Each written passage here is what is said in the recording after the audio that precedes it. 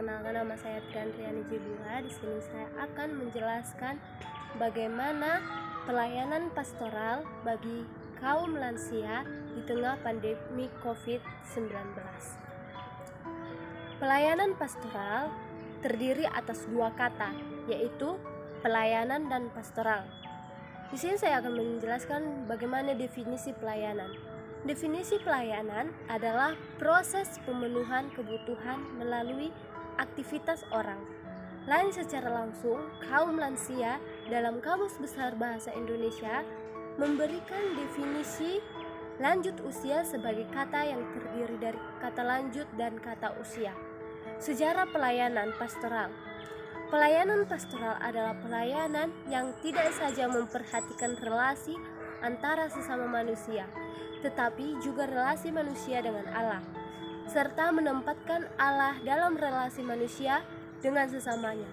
Hal ini membuat pelayanan pastoral menjadi alat yang berharga, yang melaluinya gereja dapat melayani kebutuhan manusia secara holistik.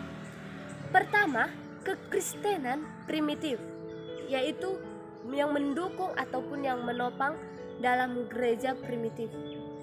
Pertama ini berakhir pada tahun 1060. Cirinya pada penekaan sustaining souls maupun mendukung atau menopang jiwa-jiwa. Bagaimana untuk bisa melalui perubahan hidup di dunia yang dipercayai orang Kristen mula-mula, bagaimana akan berlangsung cepat kepada akhir. Dan kedua, yaitu pemulihan selama penganiayaan. Di dalam era penganiayaan sekitar 180-360 Masehi berfungsi sebagai pemulihan, yaitu orang-orang yang bermasalah kepada Allah dan kepada gereja menjadi lebih penting daripada fungsi mendukung ataupun menopang. Kesetiaan orang-orang Kristen terhadap kekaisaran, yaitu bagaimana bentuk pelayanan pastoral di tengah pandemi COVID-19. Howard Sinebal dalam bukunya Tipe-tipe Dasar maupun Pendampingan dan Konseling Pastoral mengatakan bahwa tujuan dari seluruh pengembalaan dan konseling pastoral adalah untuk membebaskan, baik memperkuat maupun memelihara keutuhan hidup yang berpusat pada roh. 12 untuk itu, dalam melaksanakan pelayanan pastoral terhadap orang tua lanjut usia, ada 5 tipe yang harus dipelajari, yaitu pertama, tipe arif kebijaksanaan. Melalui banyak pengalaman, mudah menyesuaikan diri terhadap perubahan, memiliki kesibukan, ramah, rendah hati, sederhana, dermawan, bahkan berusaha memenuhi undang-undangan yang sampai kepadanya dan menjadi sebuah panutan bagi orang yang sekitarnya. Mengenal potensi diri kaum lansia maupun lanjut usia adalah penyakit, obatnya adalah banyak istirahat. Itu adalah pendapat yang sangat keliru. Kaum lansia memiliki potensi untuk berkarya dan berprestasi. Kaum lansia masih memiliki inteligensi. Inteligensi adalah kemampuan untuk bertindak secara terarah, berpikir secara rasional, dan menghadapi lingkungannya secara efektif.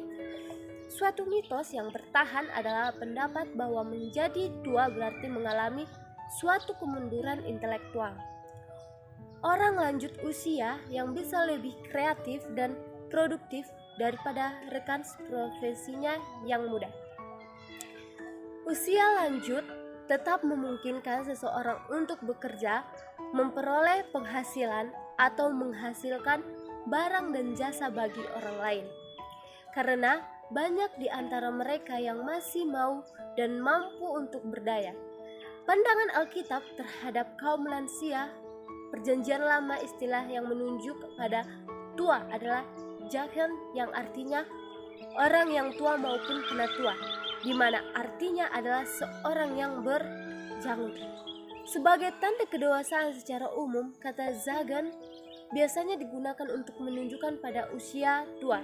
Kita bisa buka Alkitab kita dalam Kejadian 18 ayat 12 dan Kejadian 19 ayat 31.